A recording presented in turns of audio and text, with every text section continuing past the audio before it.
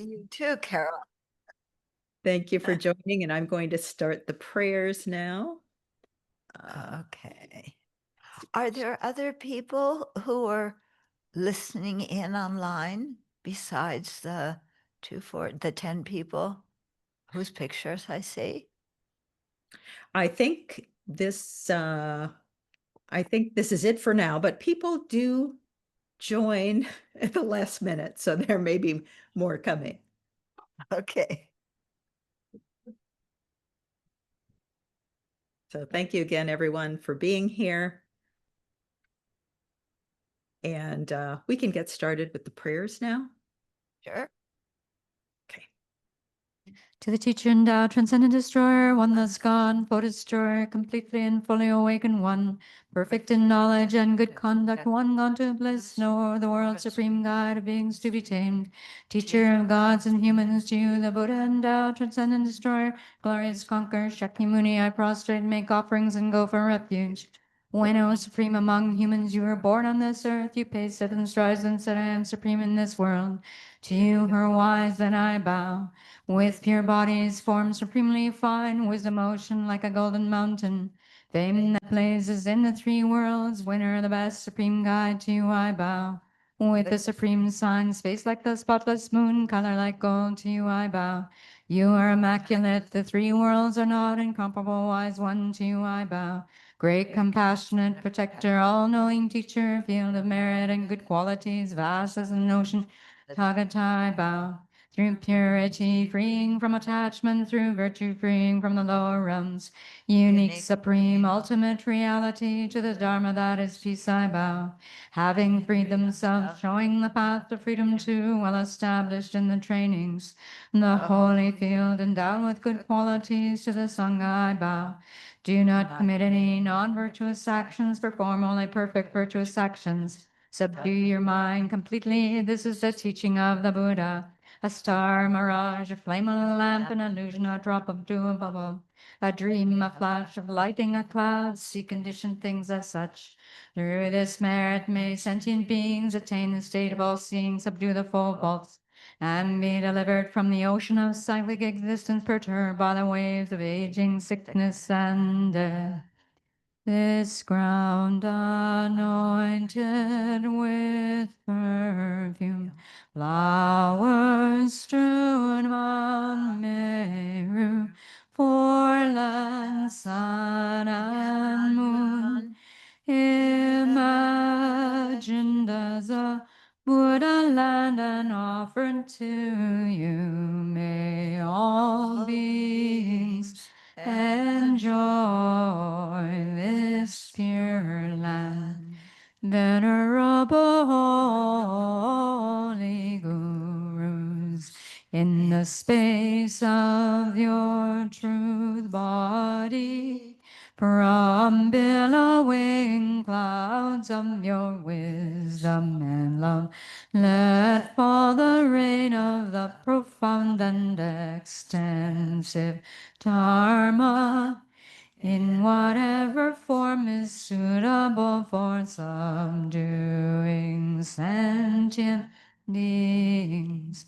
Idam guru ramna mandalakam niryatayami.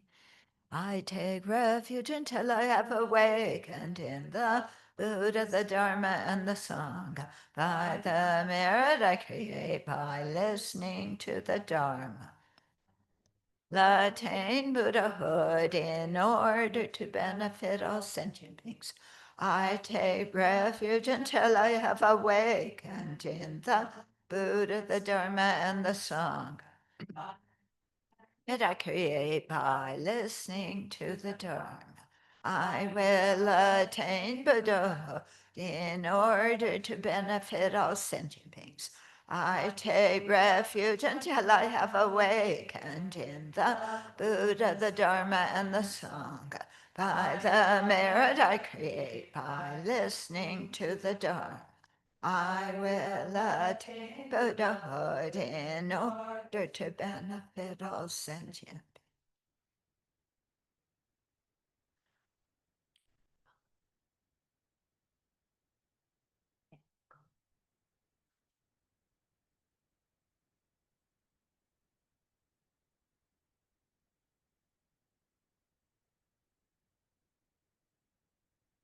Okay, let's take a minute and calm the mind, watching the breath, and then we'll generate our motivation.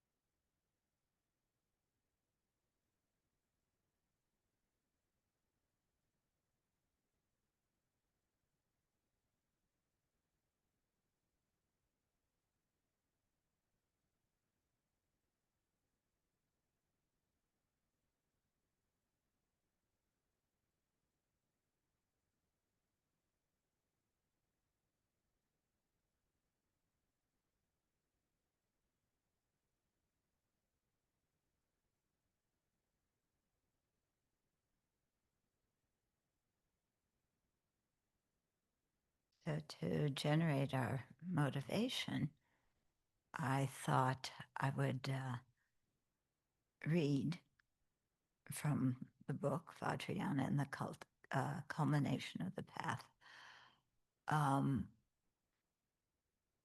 One of the meditations that His Holiness gave in it called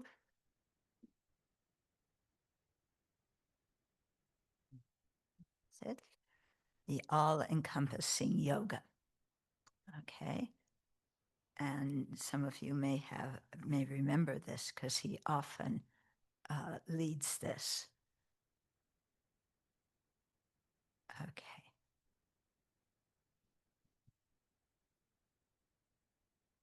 So since we're going to be looking at Vajrayana in this session with the idea of preparing people to enter it, okay, His Holiness says, before we look more closely into Vajrayana, let's generate an exceptionally virtuous motivation for doing so. My main practices are bodhicitta, the aspiration to attain awakening to benefit all sentient beings, and the wisdom of emptiness. My Dharma friends, to practice the Dharma properly, it is important for you too to practice bodhicitta and the view of emptiness. To show one way to do this, I will lead you in the practice of the all-encompassing yoga, which comes from tantric texts. It is usually done as part of an empowerment, but now we'll do it as a separate practice, since it is extremely important to develop both conventional and ultimate bodhicitta.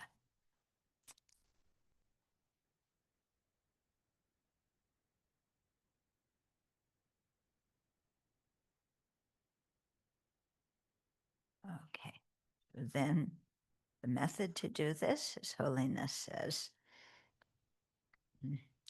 contemplate that all sentient beings want happiness and not suffering. Everyone is equal in this regard. Contemplate the benefits of cherishing others and meditate on cherishing all sentient beings equally. Make a determination to help them as much as you can, and if you can't do that, at least resolve not to harm them. So let's contemplate that for a minute.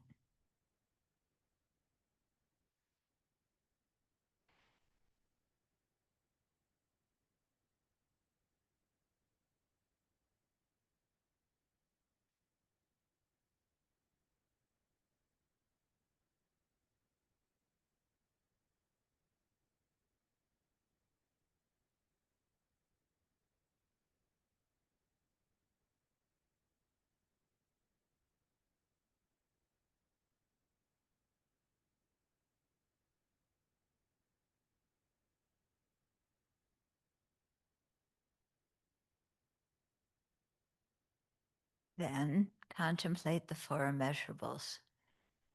May all sentient beings have happiness and its causes. May all sentient beings be free of dukkha and its causes. May all sentient beings never be separated from sorrowless bliss. May all sentient beings abide in equanimity, free of bias, attachment, and anger. So let's contemplate that.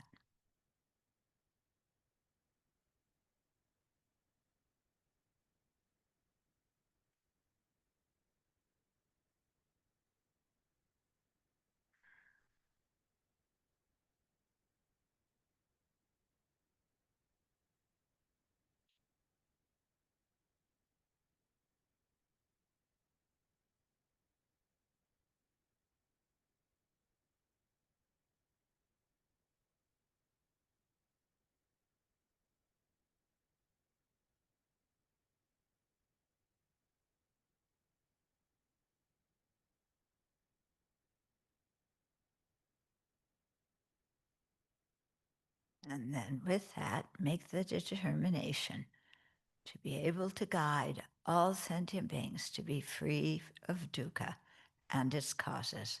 First, I must become a Buddha, endowed with the three Buddha bodies: truth body, enjoyment body, and emanation body. A Buddha who has full wisdom, compassion, and skillful means to benefit others most effectively. I now aspire to attain the state of a Buddha with these qualities.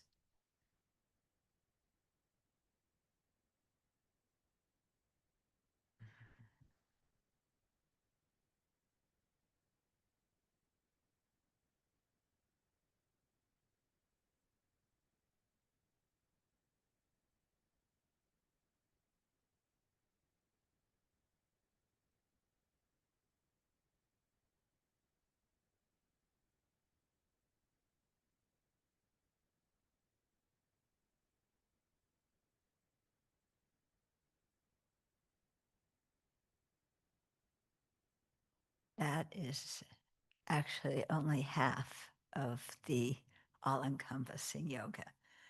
But I felt if we went into the second half, then we wouldn't have much time for the topic of the talk. Okay.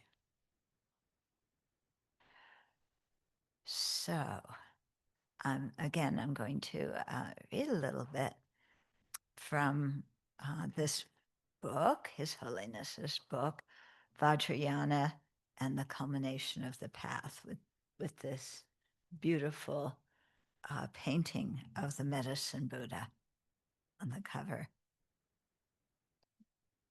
Okay. For those of you who have the book, I'm on page 12. Okay. And so His Holiness actually, to give you more of an overview about what he considered important for people to understand, in Vajrayana. Let me just first go through the table of contents a little bit. Okay. So he first started talking about method and wisdom in Sutra and Tantra. And so really talking about how they are similar and where Tantra builds on Sutra. And this is important because many people think, oh, Vajrayana, it's something totally different than the rest of Buddhism. Some people say, oh, it's not even Buddhism, okay? But here, His Holiness really in the first chapter, couple of chapters actually, talks a lot about the Sutrayana path, the regular path, of the Four Truths, generating love, compassion, bodhicitta, realizing emptiness. Yeah. And then how the Vajrayana path differs from that and builds on it. Okay. So that's what he talks about in the first chapter, and I'll read a little bit from that too. Then he goes into the meaning of Vajrayana, a little bit about its history. Last week, someone asked, did the Buddha teach it? And I said, yes. Yeah. So a little bit of that history. Talks a little bit about what tantric deities are, what the purpose of Vajrayana is. And then abandoning false expectations. So this I talked about a lot in the previous talk, how people have all sorts of wrong conceptions about, they're going to attain enlightenment really quick, uh, when it's not so easy. Actually, when you read this book is based on a salam text, a text on the grounds and paths of Tantrayana. Okay. And so it gives a nice overview of, what Tantrayana is. Yes, you'll see as I do the overview. But, in the West, what do people consider Tantrayana? Well, you have some deity out in front, you say a bunch of mantra, and then the deity goes kerplunk and dissolves into you. Or sometimes you generate yourself as a deity. And people think, oh, that's all that Tantra is. Okay. You really have to understand the philosophy behind it, and and this whole thing of method. What is method and wisdom in Tantra? Okay. Why do we say it leads to awakening? And then, of course, to deal with the whole misunderstanding people have in the West of, oh, when I practice Tantra, I said this last time, there's no good and there's no bad, and it's all about sex and booze. Okay, no, that's not correct.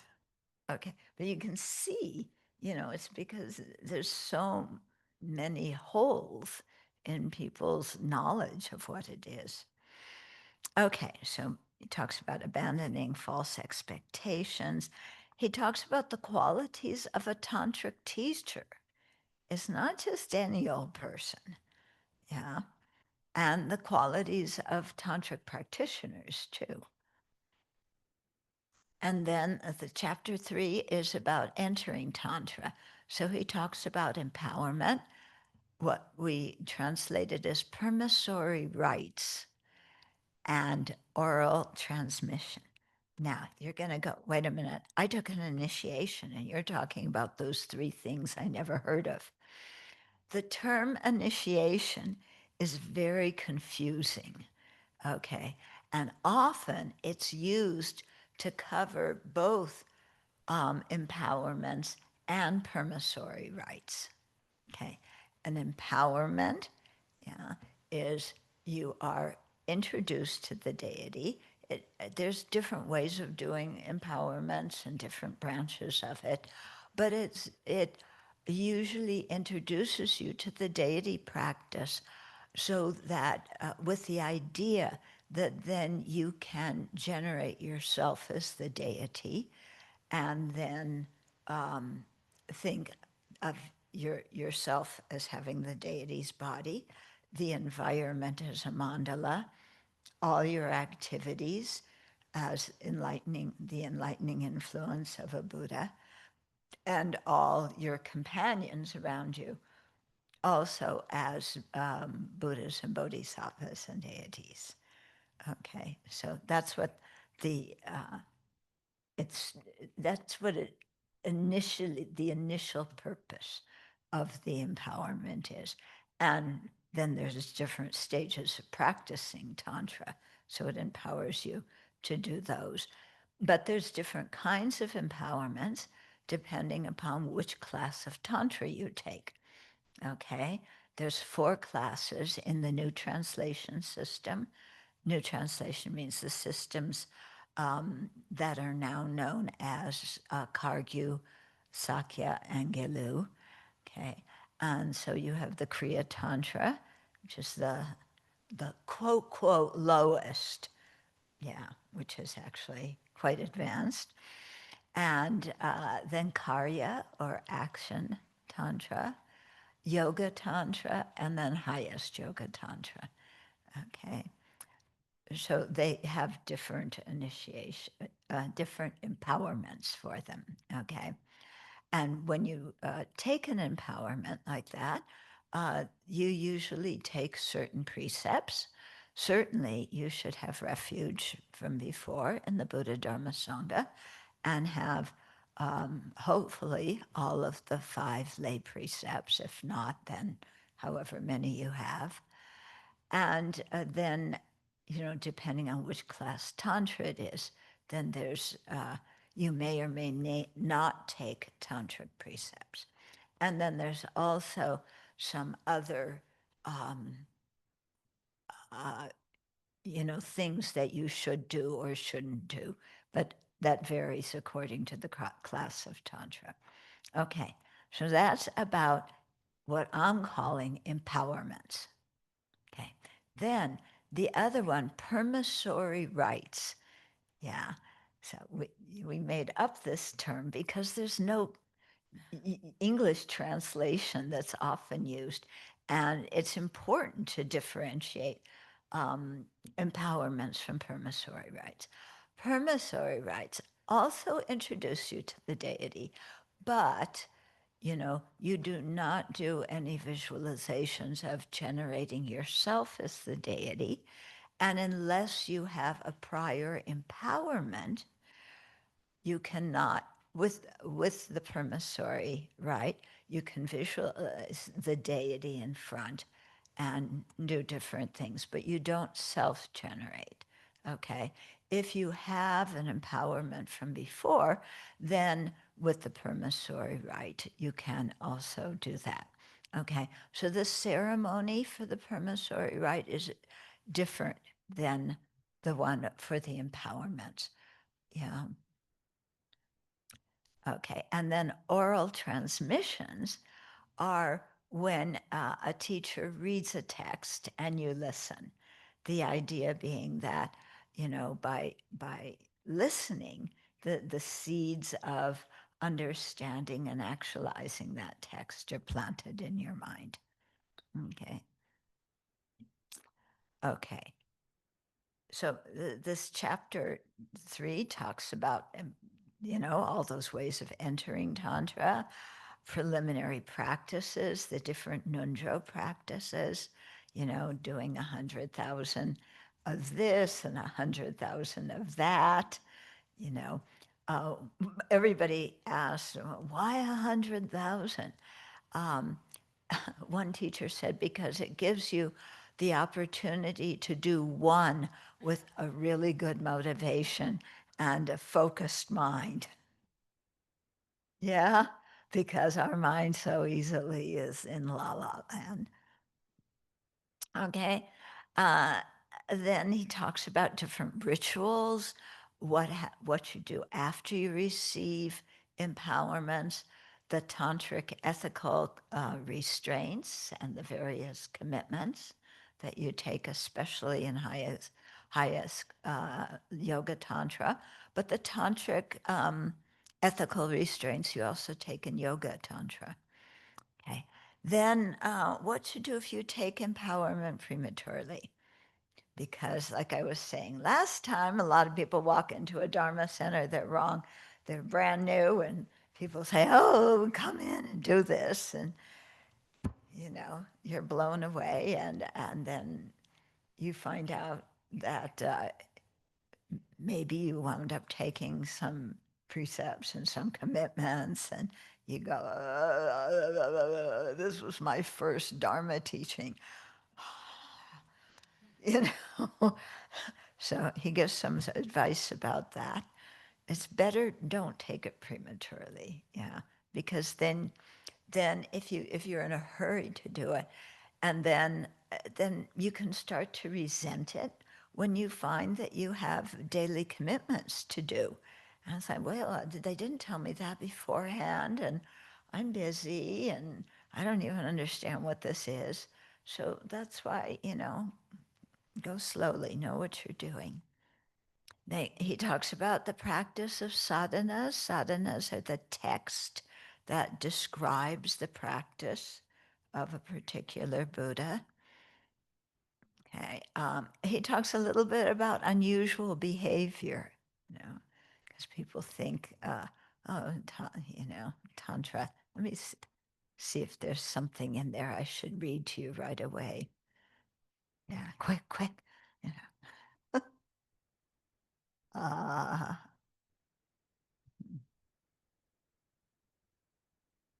okay, well, let's do a little bit from this. Some people rightly question, why do some people who call themselves practitioners of highest yoga tantra drink alcohol? Yeah. This must be understood in its proper context. In the completion stage of highest yoga tantra, highest yoga tantra is the highest of the four. Completion stage is the most advanced part of that. Okay? So in the completion stage of highest yoga tantra, practitioners meditate on the subtle winds, channels, and drops of their body in order to dissolve the winds into the indestructible drop at the heart chakra. You got that? Okay, I'm not going to go into that now.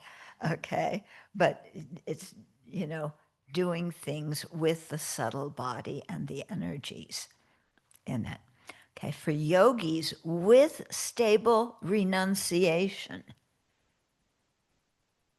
somebody who stably knows the defects of samsara and has a very strong determination to be free of it. Somebody with stable renunciation, powerful bodhicitta. And bodhicitta doesn't mean just being a nice person and setting up for the talk, okay, or cooking lunch. It's much more than that. Okay. And profound wisdom realizing emptiness, who are at the level of the completion stage called isolated mind. So those practitioners, if you don't understand the terms, it's letting you know how little you know. And so don't think of doing this yet, okay? So for those people, taking alcohol and having sexual relationships are allowed because they facilitate the dissolution of the winds. This practice is extremely advanced. And when His Holiness was talking about this, he put his hand out and he said, I know only maybe a handful of people now who are qualified to do that practice. Okay, so, but these people are discreet and follow the tantric precepts regarding such practice. Okay, so there's all sorts of precepts regarding this. It's not just you look and find somebody who's attractive and jump into bed. It's completely different, yeah, because the whole purpose is dissolving the winds into the heart chakra. Yeah. Yeah. Do you know what your winds are? Yeah. Do you know how to do anything with them? Yeah. How about the drops? Yeah. Channels? Yeah. Okay. So,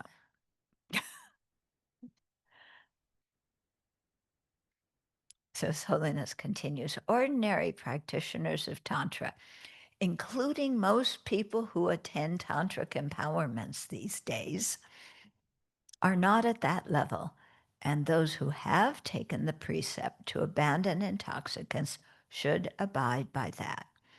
Highly realized yogis have developed special ability whereby they can transform excrement and urine into nectar and consume it. I do not think that most Buddhists who drink alcohol have that kind of power, but they should to be qualified to do that practice. Okay? So people should practice at their own level and not have delusions of grandeur, thinking they are high yogis when they are not. Okay. Then, then His Holiness has a chapter about Kriya Tantra, yeah, becoming a suitable vessel, like what is the requirements to enter that kind of practice. keeping the ethical restraints and commitments purely, how to practice the retreat, how to attain attainments, and going into a little bit about some of the main practices you do. Yeah. So it's not just visualizing yourself as the deity and reciting mantra. Although, visualizing yourself as the deity, actually, it's not like, okay, here I am, it's me. Yeah, yeah. Don't I look like who? Yamantaka. No, today I feel like Tara. Yeah. No, it's not that. Okay. You have to dissolve yourself into emptiness. In other words, you have to spend some time understanding how there is not an inherently existent I. Yeah. There's not an inherently existent deity. And then from that state of selflessness, imagine your wisdom realizing selflessness manifests in the body of the deity, which is not like this body. Yeah, it's made of light. And so he talks about that. That's not so easy. Yeah. Okay. So he has a chapter about Kriya Tantra, then Charya Tantra. Yeah. Which is the second one. And again, I'm sorry, the Kriya is action Tantra, and Charya is what they call performance Tantra. So again, what that is, becoming a suitable vessel, keeping the ethical restraints and commitments purely, how to do the practice, and so on. He does the same thing for Yoga Tantra. Okay. In Tibet, most practices, Tantra practices, not all of them, but most seem to be either Kriya, the first one, or highest Yoga Tantra, the last one, which which is the next chapter. Okay. And so he starts by distinguishing the four classes of Tantra, what they are, what differentiates them, how Vajrayana brings awakening, what are meditational deities. And as Lama Yeshe used to say, what's the difference between imagining yourself as the deity and imagining yourself to be Mickey Mouse? Yeah. And we have to know the answer to that. Yeah, there's some difference. What is it? Okay. He then talks about the excellent features of highest Yoga Tantra. And then one thing in highest Yoga Tantra, you use afflictions in the path. Yeah. So especially attachment is used in the path. That does not mean you follow attachment.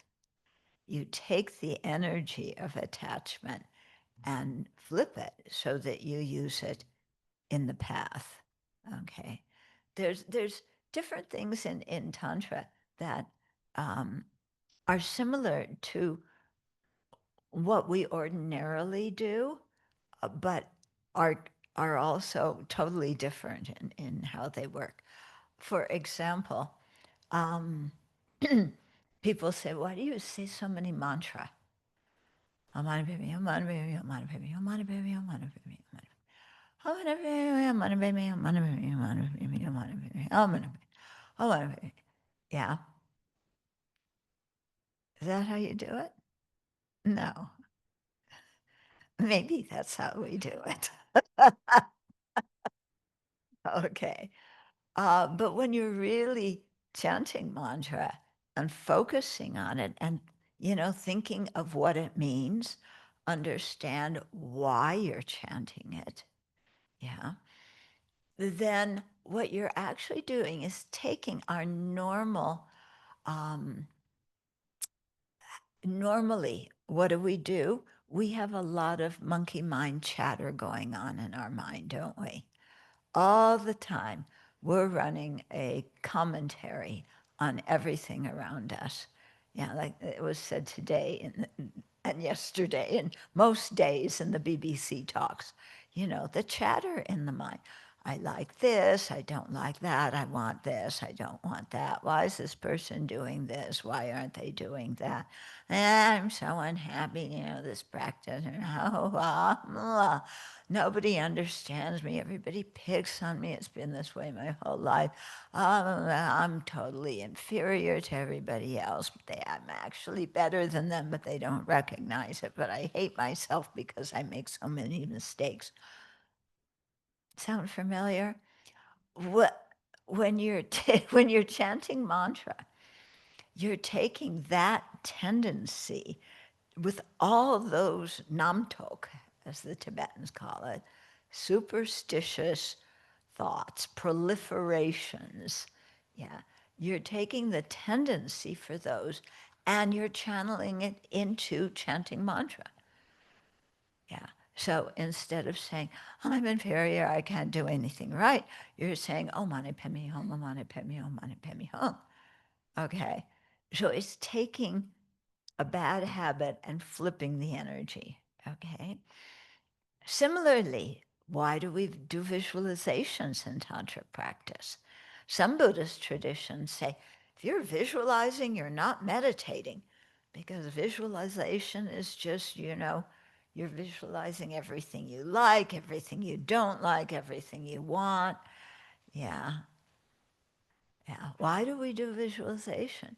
Again, because every day and most of the day, we're not only chattering, but we're visualizing. Yeah. You wake up in the morning. What gets you out of bed? What are you visualizing? Oh, a hot cup of tea. Yeah, except somebody who is pining for coffee all the time, visualizing coffee. Yeah, what a lousy way to wake up, visualizing coffee and you can't even have it. Yeah, yeah. No, I can't have it. Why not? Well, this monastery doesn't let me have it. No, no, no, no. Oh, I'm visualizing my coffee. Yeah, yeah, right. Clear visualization. Cream or no cream? No cream. Sugar or no cream? No. Black, solid coffee. Espresso. Did you go through the ceiling? That proves that you did go through the ceiling and you just don't remember. The ceiling knocked you out. Okay, we're visualizing all day long, aren't we? Yeah. Oh, there's this really good looking person. But they're already with somebody. Yeah. Oh, but God. The mind never leaves us alone. It's always just coming up with something. Yeah, or we're visualizing how we're going to tell somebody off and put them in their place.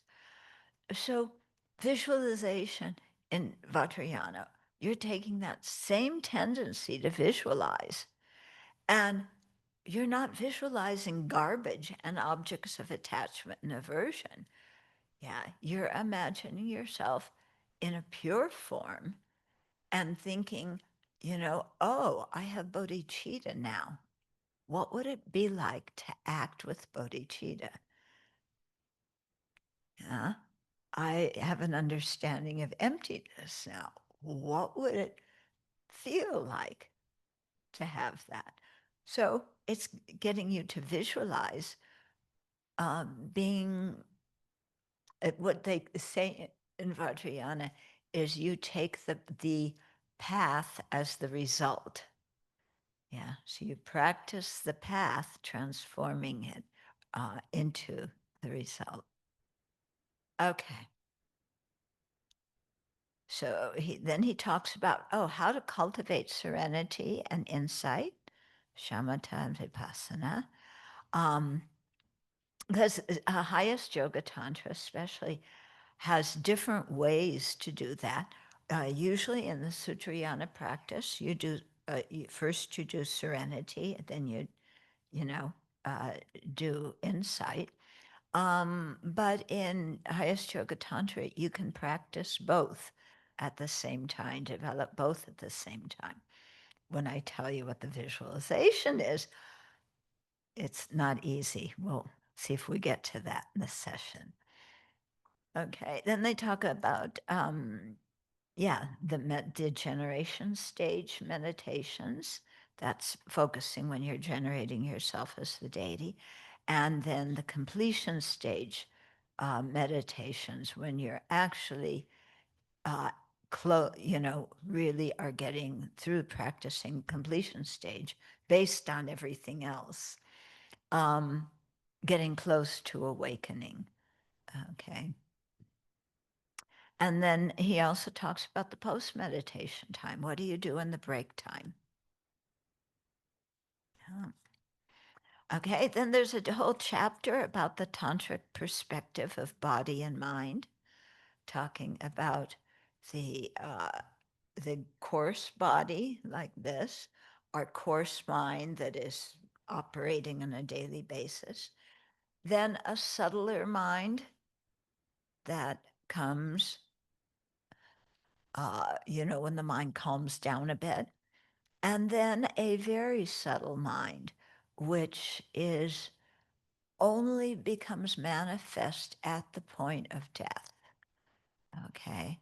And so what Vajrayana is trying to do is be able to make manifest that extremely subtle mind, which ordinarily is dormant and doesn't manifest until the moment of death. Try to make it manifest while you're still alive, and then use that extremely subtle mind to realize emptiness and then to manifest as the deity. Yeah, that's what you do on the advanced stages of the completion stage. Okay, then there's a discussion of taking death, bardo, and rebirth into the path to the three bodies of the Buddha. You practice this on the generation stage, yeah, but then you really get into it on the completion stage. So what this is when we're dying, you're going through the death process, the mind, our coarse mind, is getting subtler and subtler and subtler until that extremely subtle mind is manifest. Okay. So when we say take death as the path to the Dharmakaya or to the truth body, it means, practicing doing the absorptions, the death absorptions, practicing manifesting that mind. In the generation stage, you're just doing it by imagination. You can't really do it. And then imagining that is the Dharmakaya mind of the Buddha. Okay, because the Dharmakaya mind is extremely subtle. Yeah. Then you take the intermediate state, the bardo, as part of the path, because enlightenment isn't just about the Dharmakaya, the mind and the emptiness of that mind of a Buddha. Yeah, it's also about the enjoyment body, the Sambhogakaya, which is the subtle body that the Buddha manifests in Pure Lands to teach Arya Bodhisattvas. Okay, and then rebirth is like is like the emanation body, the Nirmanakaya. That's the body that the Buddhas manifest. So like Shakyamuni Buddha, so that they can communicate with people like us who are very gross, very functioning on a very coarse level. Yeah. So he talks about how to take death, bardo, and rebirth into the three paths of the Buddha. That's a very important thing that the Tantra does. Okay. And from there, then he goes into the path of highest yoga tantra, again, becoming a suitable vessel, keeping the ethical restraints and the commitments purely, and then the practices that you do. And then he also went into the completion stage practice a bit, not really, not enough, I think, that so that we can really do it, because people go, oh, please, I want to do that now. Yeah, this is what you do right before you get enlightened. Yeah. Okay, I'm doing that. Meditating. How much longer until lunch? That's the level of our mind. Okay. Yeah. So, what really we're trying to do. And yeah. Okay. So he talks about all that kind of stuff and different stages on the completion stage: isolated body, isolated speech, isolated mind. There's a whole chapter on Kala Chakra. And then he does something which you don't find in many places, but there's a chapter on the four Tibetan traditions, really talking about what is similar in them and how some of these similarities are expressed in a different way, or some of the unique things about each tradition.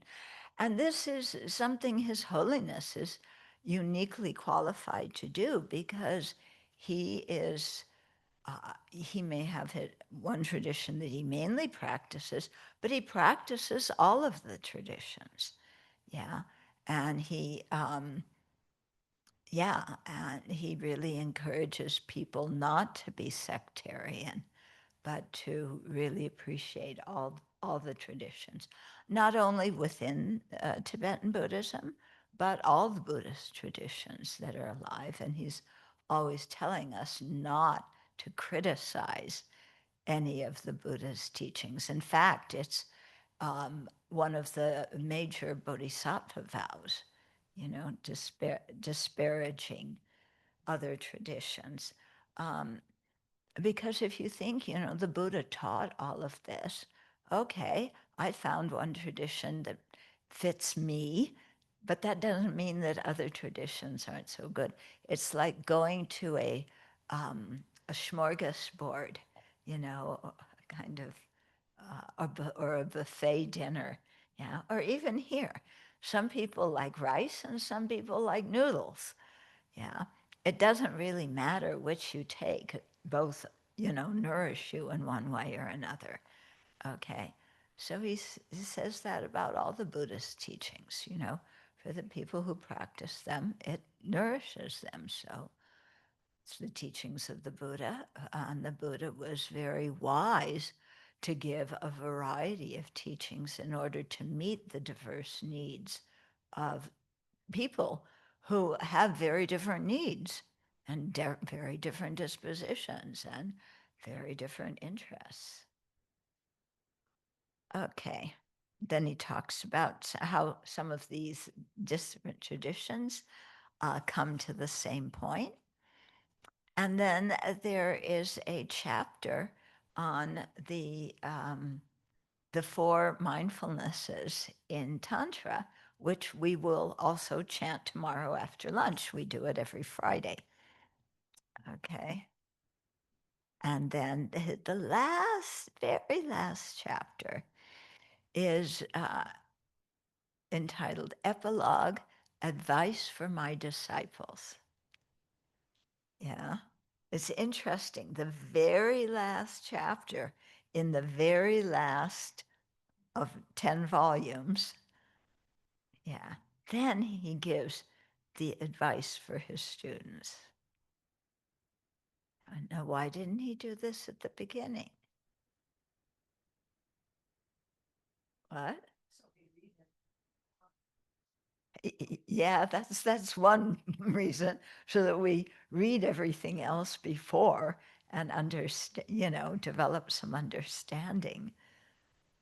Yeah, because and also, when you really read what His Holiness wrote and how he teaches, yeah, then your faith in him as a guiding teacher increases, and then your mind is open to reading the advice. Yeah. If you don't have any respect for His Holiness or don't know anything about him, then, you're not going to have that kind of open-mindedness. And so his giving advice kind of would be in one ear and out the other. Yeah. Okay. So let's read a little bit here. This is from the beginning of the book, but it's not simple.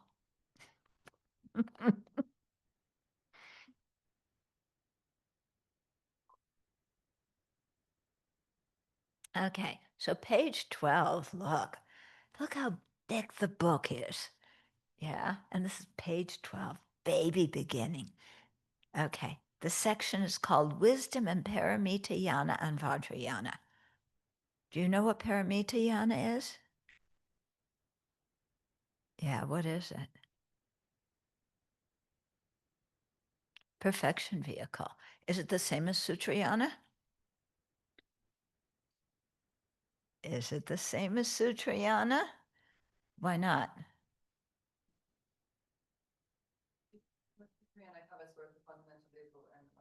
Yeah, because Sutrayana encompasses both the fundamental vehicle and the Mahayana. Okay. When we say Mahayana, we mean Paramitayana. Although it's quite interesting, the Pali tradition also has paramitas. They call it paramis. Yeah. And they have 10 of them. And just like we do. Okay, imagine that. Wow. And when you go through the Theravada paramis, yeah, there's a lot of them that have the same name and the same meaning as the Sanskrit ones. And then some, they may not have the same name, but the meaning is very similar. Yeah, it's very interesting to study them.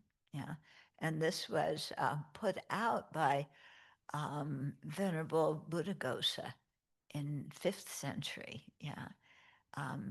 Yeah, I talked to, who was it? Bhikkhu Bodhi. He was the one who turned me on to this.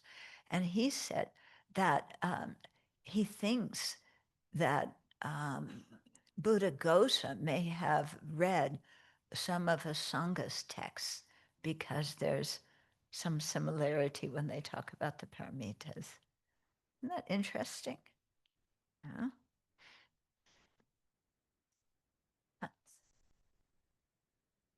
Buddhaghosa what? Oh, Asanga. Yeah. He may have read some of Asanga's texts and Maitreya's texts. Yeah. Okay.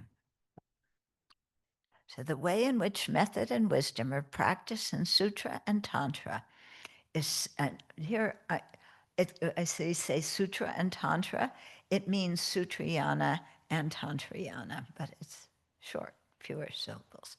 The way in which method and wisdom are practiced in Sutra and Tantra is similar in some respects and different in others. The Prasangika Vanyamaka view of emptiness is common to all vehicles and all tantric classes. Okay, that means it's important to understand that. Yeah. Okay, in terms of the object of realization, the emptiness of inherent existence, practitioners of all Buddhist traditions and all vehicles must realize the same emptiness of inherent existence to attain liberation or awakening. Okay, so the same selflessness is the same. Now, you might say, well,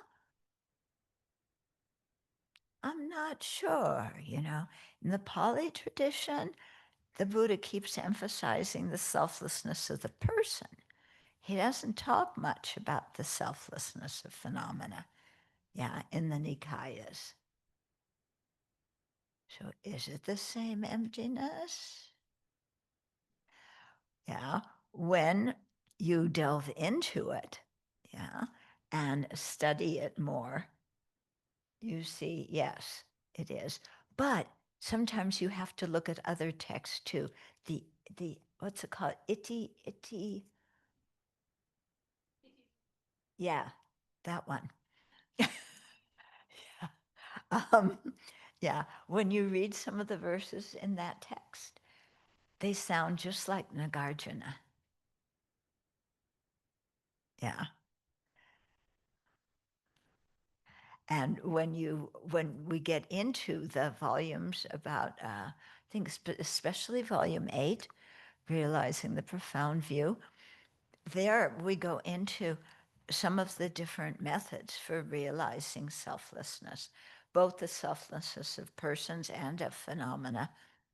And there are very similar things in the Pali tradition. Yeah, very similar, examining how something exists.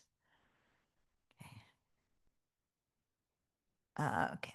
However, Paramitayana and Vajrayana differ from the viewpoint of the subject, the consciousness realizing emptiness. Although in Paramitayana, the wisdom realizing emptiness is a more subtle consciousness than our usual daily consciousnesses, it is nonetheless coarse in comparison to the subtler levels of consciousness spoken of in Vajrayana, particularly in highest Yoga Tantra. In that tantric class, the fundamental innate clear-like mind, which is the source of samsara and nirvana, is the subject. Subject meaning the mind realizing emptiness. By using bliss as the method, and practitioners dissolve the coarser whims and coarser levels of mind to make them manifest this subtlest clear light mind. So when I was talking about earlier, transforming the subtlest mind into the wisdom realizing emptiness is a distinctive feature of highest Yoga Tantra. So the object emptiness that's realized is the same in, Shravakayana, Paramitayana, Vajrayana, okay? But what is the mind realizing emptiness? That's different, okay? Why is this meditation on emptiness more effective when done with subtler levels of mind? When meditation on emptiness takes place using the coarse levels of mind, the primary approach to emptiness is analytical. Analysis is used to deconstruct what ignorance grasps as existence, to deconstruct inherently existent persons and inherently existent phenomena.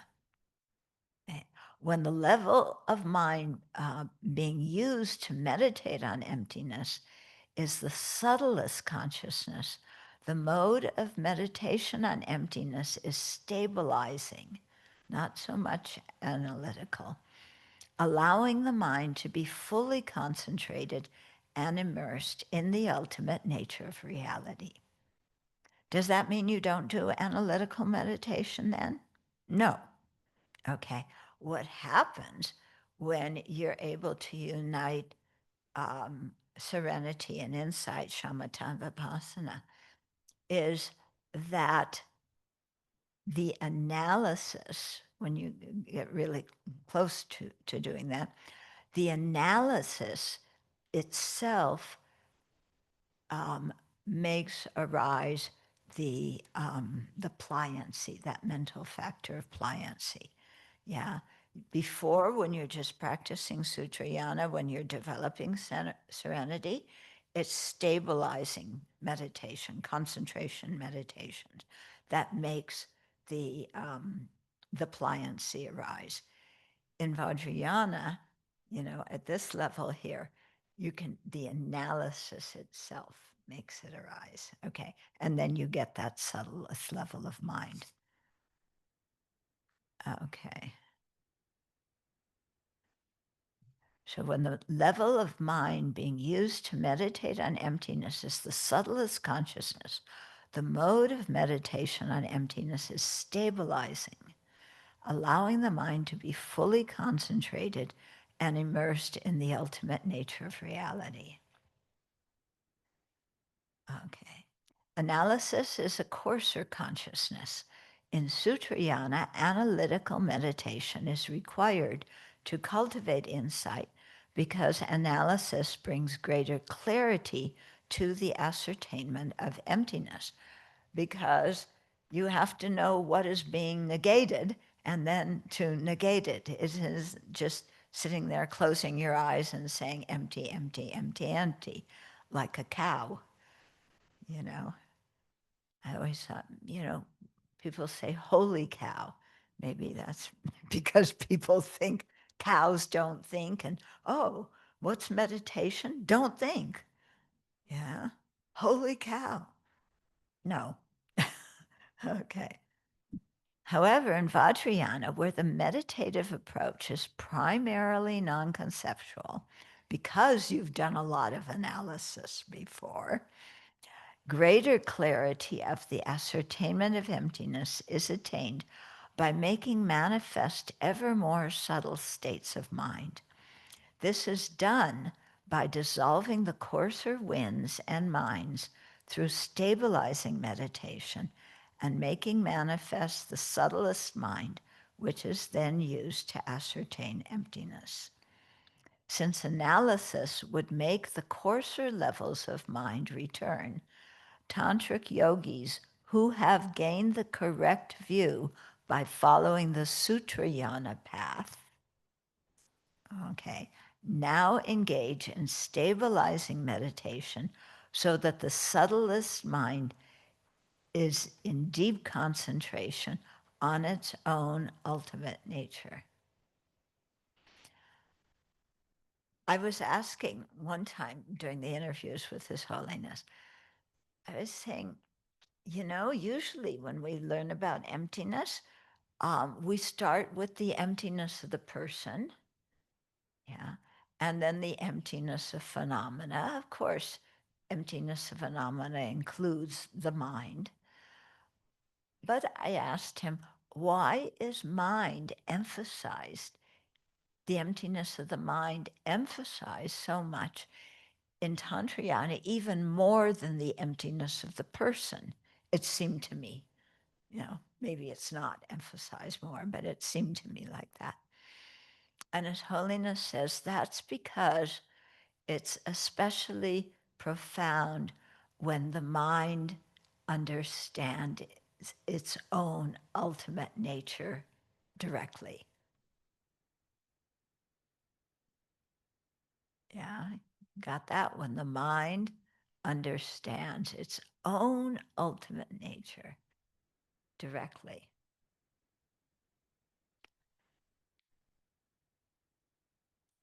That woke me up when he said that. Okay.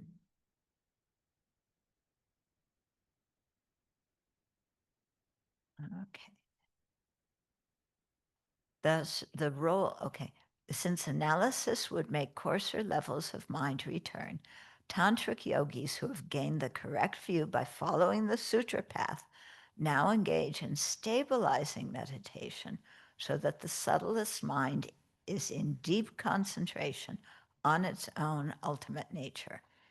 Thus, the role analysis plays in Sutrayana meditation on emptiness is fulfilled in Vajrayana by stabilizing meditation done with increasingly subtle levels of mind.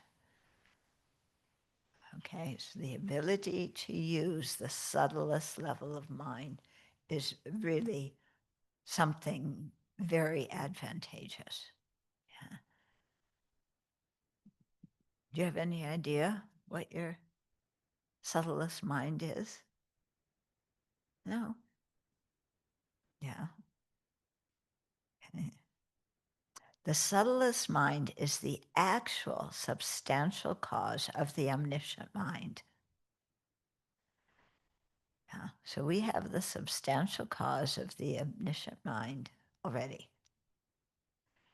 This approach is shared in the highest Yoga Tantra meditations of Mahamudra Dzogchen and the indivisibility of bliss and emptiness.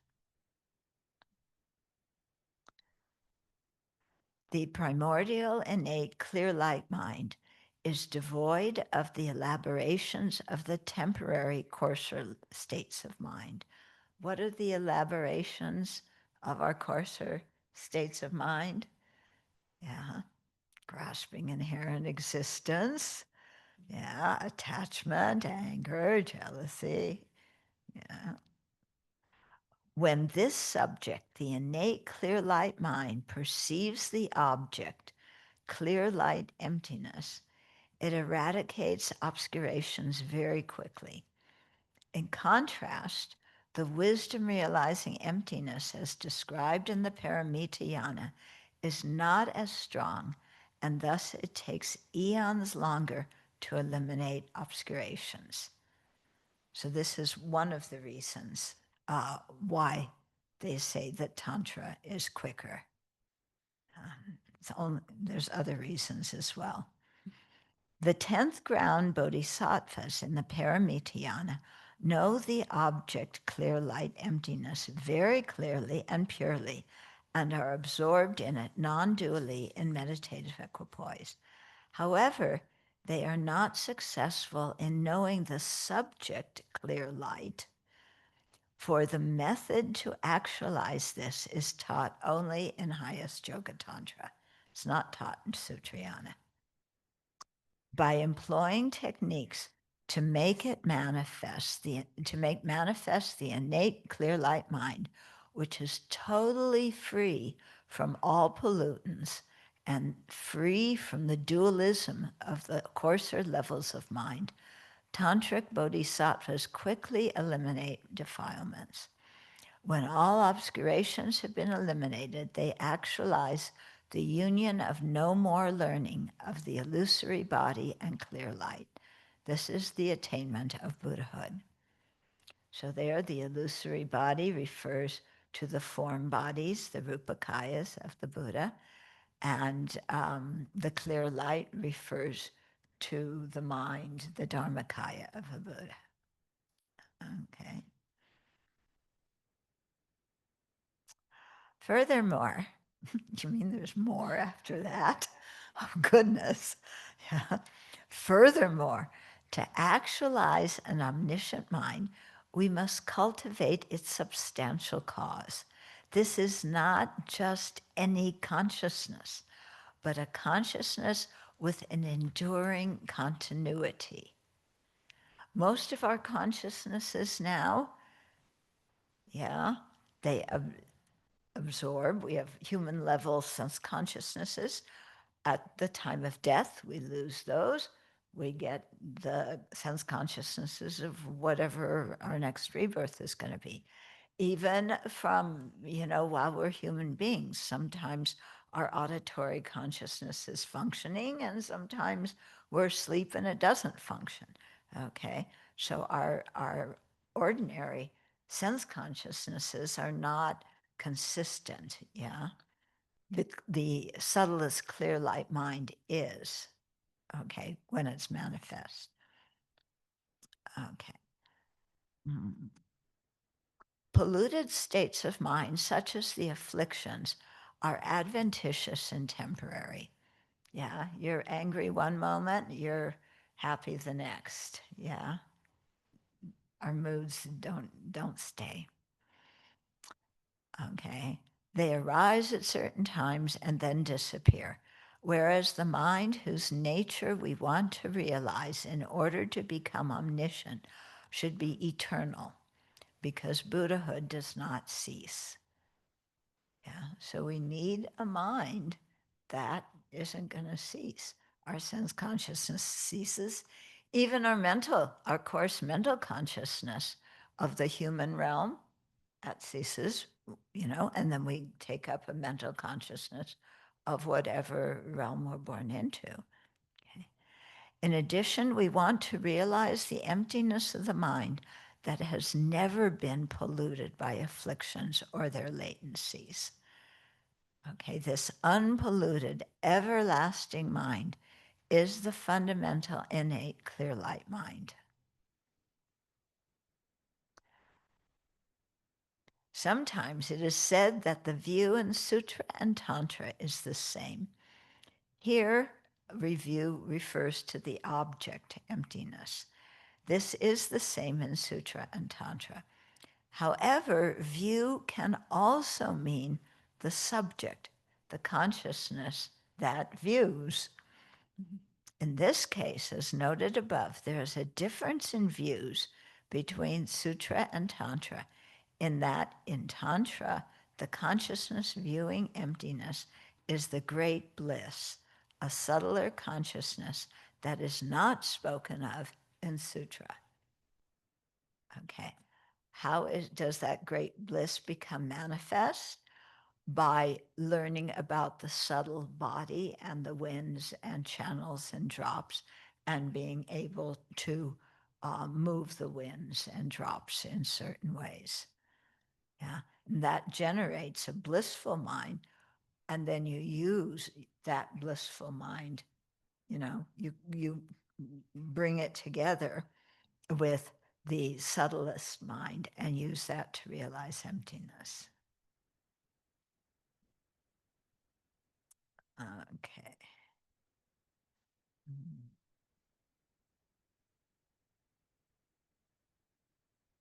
Okay, in summary, the paths of the three vehicles taught in Sutrayana and the paths taught in the 4 tantric classes can overcome all afflictive obscurations and bring arhatship, without a doubt, okay? Whether it's Sutrayana or Tantrayana, it can bring about arhatship by, the method and wisdom.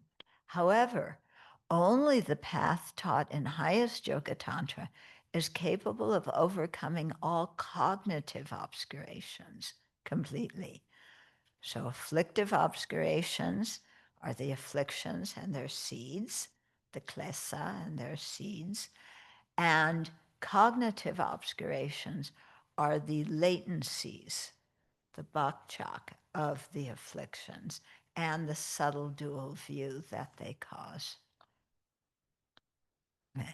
A bodhisattva who practices the sutra path must eventually enter the tantric path on the 10th ground to attain at the 10th ground as at the latest to attain full awakening. So some bodhisattvas enter Vajrayana earlier, but at least by the 10th ground, you have to. The supreme object, the emptiness of inherent existence, is taught in Sutrayana and the 3 lower tantric classes. But the supreme subject, the innate great bliss, is hidden and not taught in those places. Similarly, the principal defilement, the subtle, small, cognitive obscurations, are taught in Sutrayana and the 3 lower tantric classes. But the supreme antidote to them, at the end of the 10th ground, the actual clear light and great bliss of highest Yoga Tantra, is hidden. To attain Buddhahood, all conceptuality and karmic winds must be completely stopped, and the only antidote that can halt them is the great bliss of highest Yoga Tantra. For this reason, all bodhisattvas must eventually practice highest Yoga Tantra.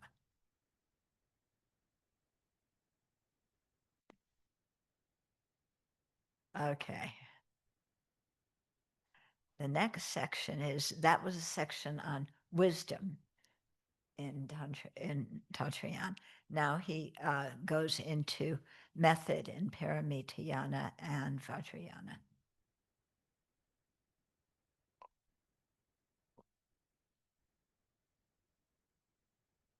If anyone wonders why I read the book and then have commentaries, it's so I know in the book things are said correctly. If I leave it to just my mouth, some of the subtleties in the way this is worded might be lost. Okay, so in both Paramitayana and Tantrayana, the method aspect of the path is based on bodhicitta. Okay, in Sutrayana, it's based on renunciation, the determination to be free. And Paramitayana, it's bodhicitta, on the basis of renouncing the suffering, the dukkha of both ourselves and other sentient beings. However, in Tantra, practitioners should see sentient beings' dukkha as inexorably unbearable and want to attain awakening as quickly as possible in order to be of the utmost benefit to them. These bodhisattvas seek to attain full awakening quickly so that sentient beings don't need to wait for their help for a long time. Sutrayana, it takes 3 countless great eons, starting from the moment you enter the path of accumulation. We aren't even there, okay? So Tantrayana is able to do fast by these special ways of realizing emptiness and that practice a special method. Yeah. But just starting off with bodhicitta, your bodhicitta has to be super duper intense.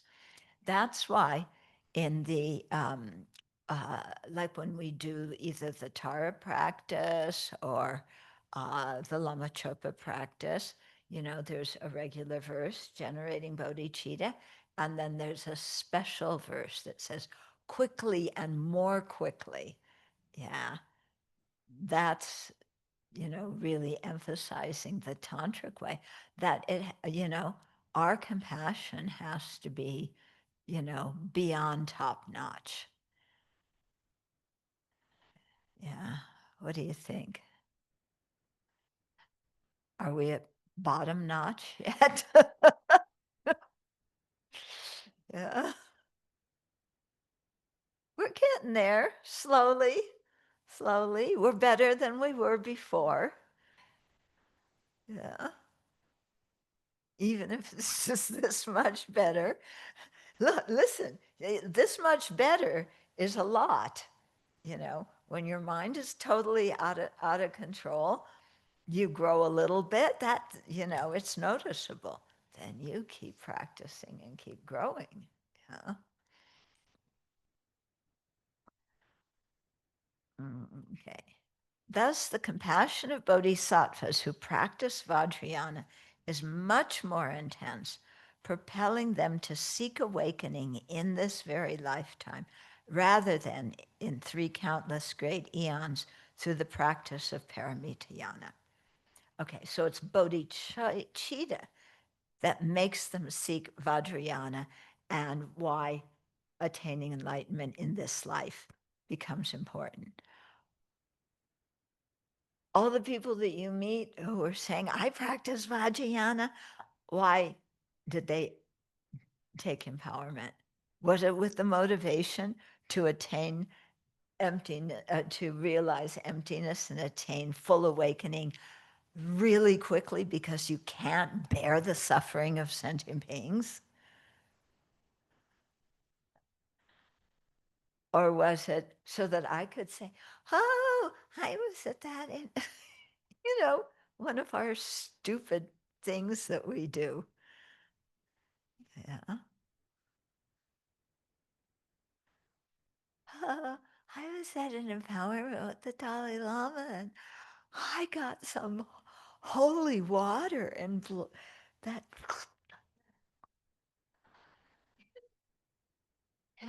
I used to be Catholic and this water tastes better than the Catholic water. You know, this is, uh, okay. Although the intention of meditation on bodhicitta, the aspiration for sentient beings to be free from dukkha, and the entity of bodhicitta, the aspiration for oneself to attain full awakening, are the same in Paramitayana and Vajrayana. The intensity of bodhicitta is far greater in the latter. Bodhicitta is not just about being a nice person who is kind and considerate of others. Oh God, I thought I was a bodhisattva already. Yeah, but I'm not even kind and considerate to others. Well, okay. Anyway, bodhicitta isn't just about being that kind of person. It's based on cherishing others more than ourselves and wanting to exchange ourselves with others in the sense of taking on their pain and misery and giving them our happiness and good opportunities. Yeah. For example, during the revolutions in Mongolia and later in China, this communist revolutions, many great scholars were executed. One was the tutor to Jamyang Shepa. It seems this might have been a little earlier than that. Anyway, it seems he was executed for the crime of having many disciples. The tutor to Jamyang Shepa. Jamyang Shepa was Jeffrey's hero. Yeah. When the tutor was about to die, he asked for a moment to say a prayer, and then he said, "Oh, my Guru, please inspire me so that the harmful deeds and negativities of all sentient beings ripen upon me and all my virtues ripen for them." And then he passed away peacefully.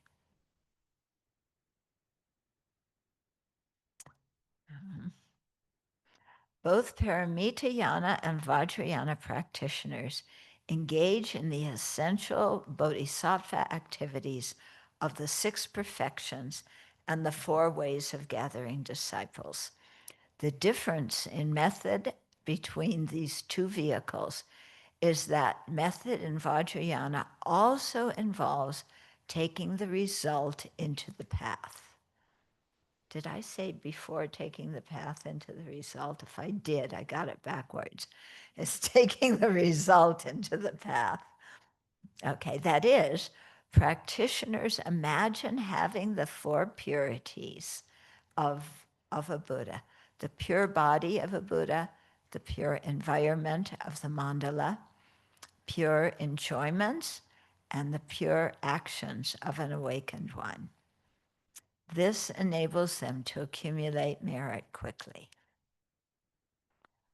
Why is method in Tantra superior to method as presented in Sutra? A Buddha possesses a truth body and a form body, the Dharmakaya and the Sambhogakaya. The truth body is said to primarily fulfill one's own aims, okay, because we have purified our own mind and gained all the good qualities. Yeah, so in Sutrayana, the truth body is said to primarily fulfill one's own aims, and the form body to primarily fulfill the aims of others, because the form body is how the Buddha manifests, either for Arya Bodhisattvas or for ordinary beings like us. Okay. In Sutra, the principal cause for the form body is the collection of merit by means of practicing the 6 or 10 perfections. Since a result must be concordant with its cause, the special mental body attained by Arya Bodhisattvas is the substantial cause for the Buddha's form body, according to Sutra. Okay, the special mental body that attained by Arya Bodhisattvas who practice Sutrayana is said to be the substantial cause for the Buddha's form body. Okay. However, the causes of the mental body, that mental body, which is the substantial cause for the Buddha's form body, the causes of the mental body are the latencies of ignorance and unpolluted karma.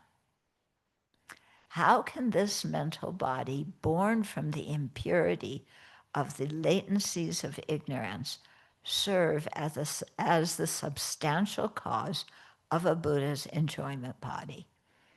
There would be some disparity between the impure nature of the cause and the undefiled nature of the effect, and they should be concordant. In Tantra, the Buddha's enjoyment body is explained on the basis of the subtlest wind that always accompanies the subtlest mind, making the nature of the cause and effect in accord. Okay, so that subtlest clear light mind that arises only at death, yeah, it is one nature with the subtlest wind.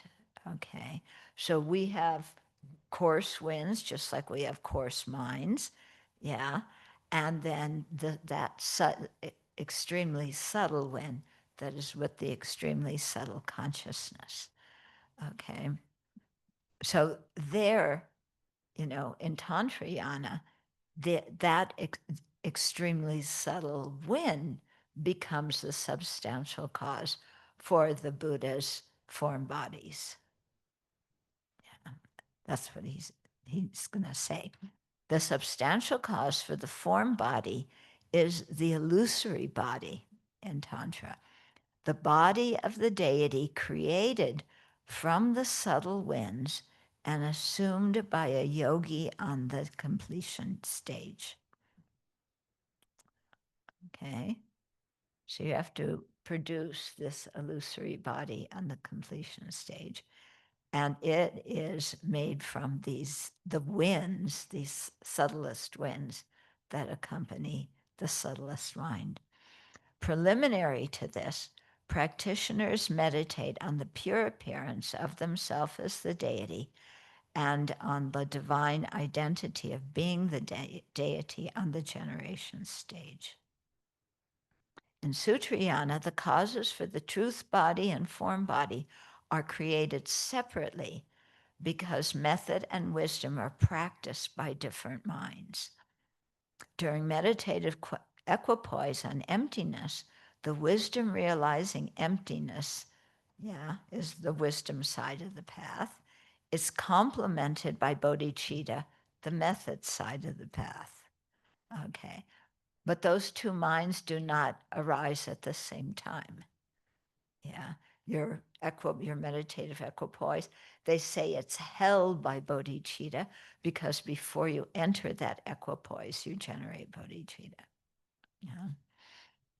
Okay, during meditative equipoise on emptiness, the wisdom realizing emptiness, wisdom, is complemented by bodhicitta, which is method. Okay. In post-meditation, the bodhisattva actions to benefit others are supported by a factor of wisdom. In sutra, it is not possible for both the wisdom and method factors of the path to be present in one consciousness. Yeah. Thus, the union of method and wisdom is not complete in sutra. While method and wisdom are not isolated from each other, they are not completely united either on the path. Okay. Only in Tantrayana do we find the complete union of method and wisdom that leads to the complete unity of the form body and truth body in the resultant state of Buddhahood. This unity comes about through deity yoga. In the generation stage, practitioners meditate on the emptiness of themselves and the deity, and then imagine this wisdom consciousness appearing in the divine form of the deity.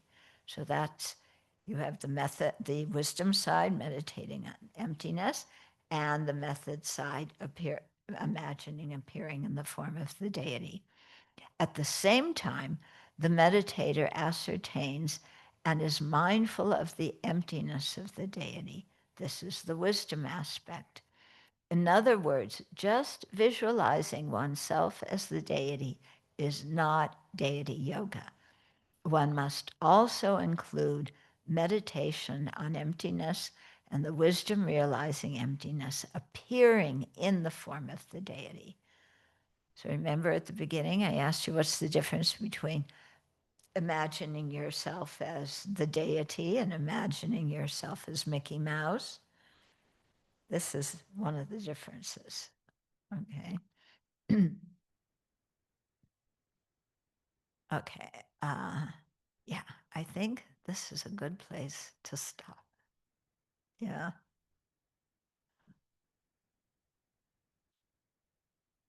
Well, let me read 2 more paragraphs. On the generation stage, meditators cultivate a sense of divine identity of being the deity and contemplate that those two, the wisdom realizing emptiness and the mind of deity yoga, that is, the wisdom consciousness appearing in the form of the deity, are one nature. Yeah, one nature means that they can't exist without each other. They are not the same, but they cannot be separated. Here, the composite of method and wisdom, the appearance of the deity that is empty of inherent existence and like an illusion, is an affirming negative. Yeah. Inherent existence is negated, and simultaneously the deity appears to the meditator's mind. Then, on the completion stage, meditators generate the illusory body from the subtlest wind and the subtlest mind, which is the clear light mind realizing emptiness. The subtlest wind and the subtlest mind are one nature, and so are the illusory body and the clear light mind generated on the completion stage. These causes for the form body and the truth body are cultivated simultaneously in one consciousness and are directly concordant with the 2 resultant bodies of a Buddha, which are also one nature. That's really a good place to stop. Okay. And then there's the rest of the book. Yeah. So good to start with the first volume and then work our way forward.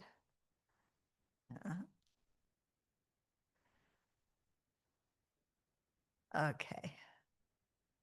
So people in San Francisco or wherever you are, I think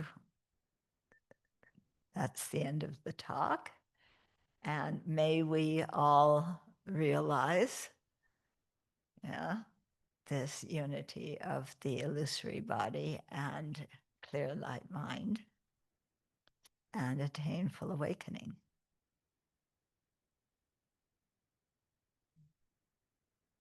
Okay. So let's dedicate the merit.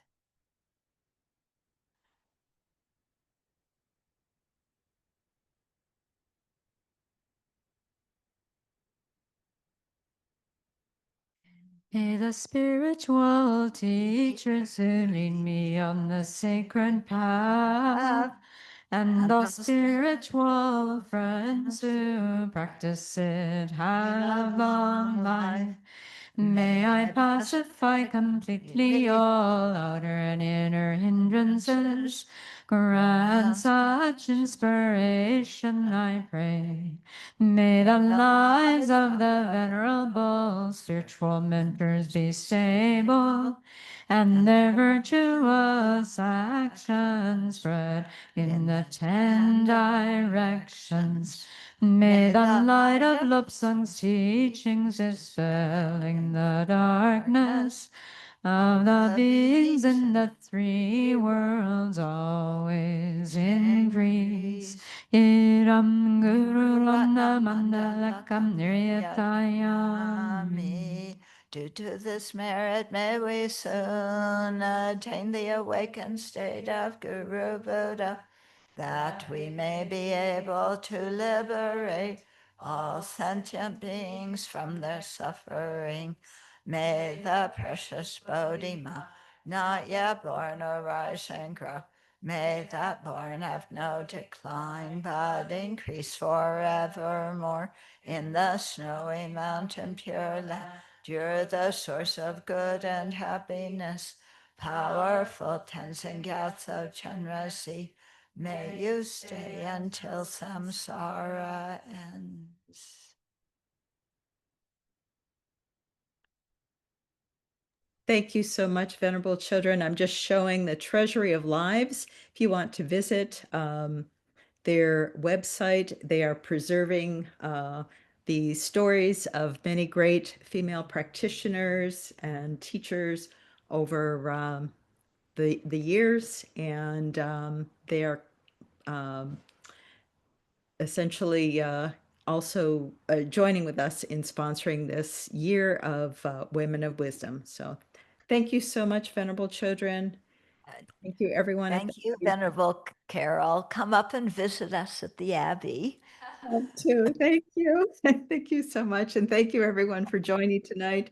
Thank you, everyone, for attending at the Abbey. And please join us again. And as Venerable Children had said, may we all realize these precious holy teachings and be able to practice and benefit all beings. Thank you so much. And Good. get Thank the you, book. everybody. Take Get care. the book. Oh, yes. And the book, Venerable Children, maybe you can hold that up. I was having trouble showing it in the chat. Okay. This is the Vajrayana. Okay, this is volume 10. It's called Vajrayana and the Culmination of the Path. And you can order these on with the Amazon. publications. Yeah, and it's Amazon. published by Wisdom. Yeah. Great series. There are 10 books. And that last chapter is absolutely exquisite. It's so exquisite. Thank you for being so much part of it. Thank you for making it happen. Thank you, everyone. I just did Have a- what I could. Thank you. Whatever.